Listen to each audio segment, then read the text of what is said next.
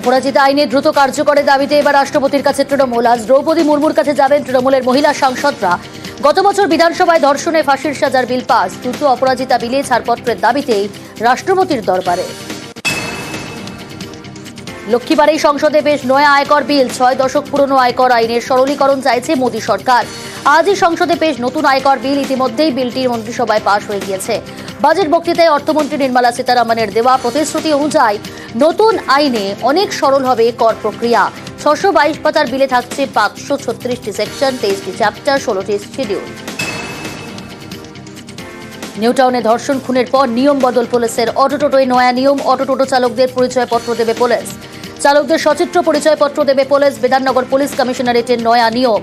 পুলিশের ওয়েবসাইটে অনলাইনে আবেদন করে অটো টোটো চালকদের নাম নথিভুক্ত করতে হবে। আবেদনের পর পরিচয়পত্র দেবে পুলিশ। নাবালিকা খুন ধর্ষণের পর তৎপরতা। নিউটাউন থানা এলাকার নিরাপত্তা বাড়ানোয় জোর। 10 ফেব্রুয়ারি এনকেডিএ নিউটাউন থানার বৈঠকে নিরাপত্তা বাড়ানোর বিষয়ে নেওয়া হয়েছে বেশ কিছু সিদ্ধান্ত। ইতিমধ্যে নিউটাউন থানা ও এনকেডিএর উদ্যোগে মৃধা মার্কেট, গৌরাঙ্গ ঢালাই bridge, Jatragachhi RR site, mission বাজার সহ বিভিন্ন এলাকায় বসেছে সিসি ক্যামেরা। আরও সিসি ক্যামেরা বসানো হবে যাত্রাগাছি মোড়, গৌরাঙ্গ নগরের নতুন ব্রিজ সহ বেশ কয়েকটি জায়গায়। শীতের আমেজ কার্যত উধাও। দিন ও রাতের তাপমাত্রা স্বাভাবিকের ওপরে। আজ সকালে কলকাতার সর্বনিম্ন তাপমাত্রা 23.7 ডিগ্রি সেলসিয়াস, স্বাভাবিক তাপমাত্রা থেকে 6 ডিগ্রি বেশি। শুক্রবার থেকে তাপমাত্রা কিছুটা কমার পূর্বাভাস হাওয়া অফিসের। 2 থেকে 3 ডিগ্রি কমতে পারে তাপমাত্রা।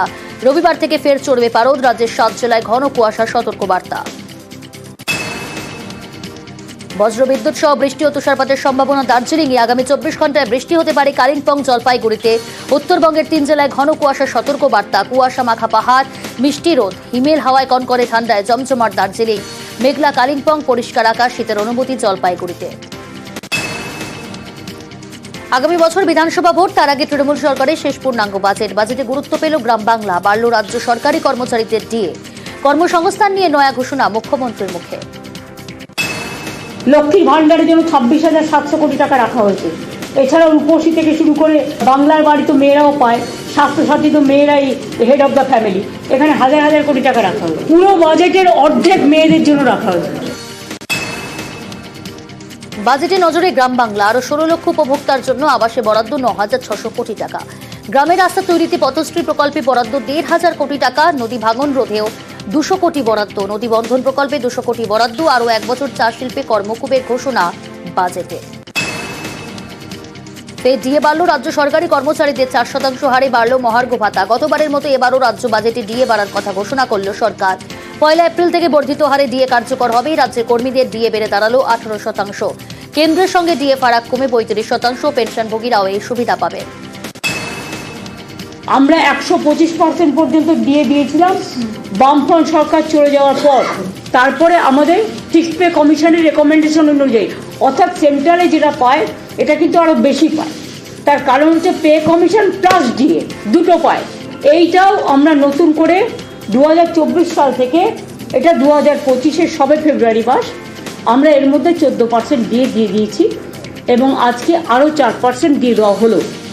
এটা উপকৃত হবেন আমার সরকারি কর্মচারী থেকে শুরু করে অসরকারি কর্মচারী থেকে শুরু করে শিক্ষক অশিক্ষক থেকে শুরু করে পেনশন হোল্ডার্স, তাদের প্রত্যেকেরই এটা লাভ হবে। আমাদের খুব আনন্দিত, আমরা খুব খুশি হয়েছি। আমরা দিদির কাছে খুবই কৃতজ্ঞ, অতিথি আমাদের বাড়িয়েছে, আমাদের খুব আনন্দ। আমরা 6% ভেবেছিলাম যে 6% দেবে, সেরকম টাকা পয়সা আমরা পেয়েছিলাম নবান্ন থেকে, কিন্তু কোনো কিছু পাইনি। আমরা কার্যত হতাশা আর কি, গভর্নমেন্ট আমরা এমপ্লয়ি যারা, যাই হোক যতটুকু দিয়ে ছটুকু নিয়ে আমাদের সন্তুষ্ট থাকতে হবে।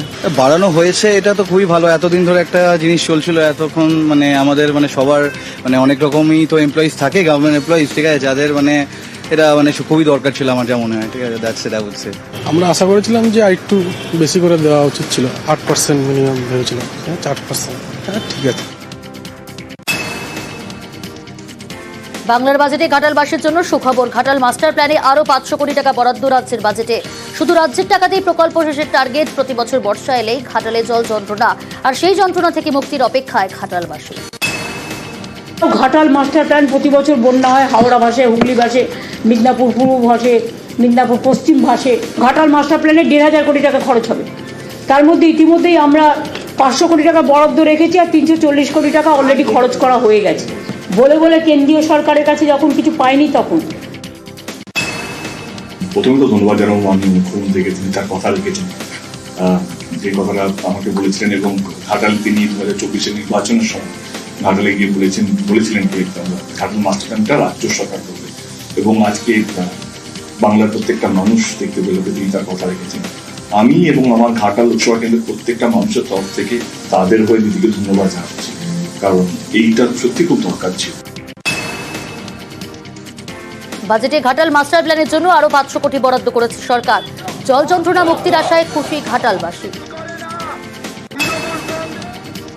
1958 থেকে ঘাটাল মাস্টার প্ল্যানের এই যে প্রপোজালটা কখনো এই সরকার কখনো ওই সরকার নানা রকম ভাবে কেন্দ্র সরকারের কেন্দ্রতে আটকে ছিল, এবং আমি অনেকবার চেষ্টা করেছি, আক্ষেপটা তো ছিলই। সেরকম ভেবেছিলাম যে 2024 আর দাঁড়াবো না, সেরকম দিদিকে বলে হচ্ছিল, এবং দিদি তখনই বলেন যে যদি ঘাটাল মাস্টার প্ল্যানটা রাজ্য সরকার করে। আজকে সত্যি ভীষণ ভালো লাগছে, খুব একটা ইমোশনাল একটা দিন আমার জন্য। কে আমিও একটু হয় না কি ভেবেছিলাম কি সত্যিই হবে, তো আজকে সেই স্বপ্নটা পূরণ হতে চলেছে। এবং ঘাটাল মাস্টার প্ল্যান নিয়ে বাজেট বরাদ্দের পর শুরু রাজনীতির লড়াই। ঘাটাল মাস্টার প্ল্যান তার 1 ডিসমিল জমি অধিগ্রহণ করা হয়নি, যেখানে জমি অধিগ্রহণ হয়নি সেখানে ঘাটাল মাস্টার প্ল্যানের বরাদ্দ খাতায় কলমে থাকবে, যার নির্বাচনে আরেকবার প্রতিশ্রুতি ডাল ভরা প্রতিশ্রুতির মধ্যে থাকবে। বিরোধী দলের নেতা বা অন্যান্য যারা প্রশ্ন করছে, কিন্তু আমাদের এই সরকার, আমার দল, আমাদের নেতৃত্বে বিশ্বাস আছে কি কাজ যখন শুরু হয়েছে সেই কাজটা শেষও হবে। ঘাটাল মাস্টার প্ল্যানের জন্য বিশাল বড় একটা জমি লাগে, আমরা অনেকটা জমি পেয়েছি, অনেকটা জমি নেগোসিয়েশন চলছে। মানে আমার মনে হয় এটা শুধু রাজনীতি ভাবে না দেখলেই নয়, এটা মানুষের কিভাবে ভালো বা কিভাবে পরিষেবা দেওয়া যায়, আমরা যদি এরকম ভাবে দেখি তাহলে আমার মনে হয় সেটা সুবিধা। বাজেটে গুরুত্ব গঙ্গাসাগর মেলাকে গঙ্গাসাগর সেতু তৈরিতে বরাদ্দ 500 কোটি। গঙ্গাসাগরে 1 পয়সাও কেন্দ্রীয় সরকার আমাদের দেয় না, এবং গঙ্গাসাগর কিন্তু পার হতে হয় জল দিয়ে, একটা একটা করে মানুষ করে পার হতে হয়, এবং কোটি মানুষের উপর আসেন ওখানে। সেই জন্য তাদের জন্য আমরা একটা 4 লেন বিশিষ্ট সেতু করে দিচ্ছি। 1 বছরে তো সব টাকাটা খরচ হয় না, ডিপিআর হয়ে গেছে। 500 কোটি টাকা এবার বাজেটে খরচ হবে, এবং নেক্সট বাজেটে আবার টাকা পাবে। মোট 1,500 কোটি টাকার মতো খরচ হবে।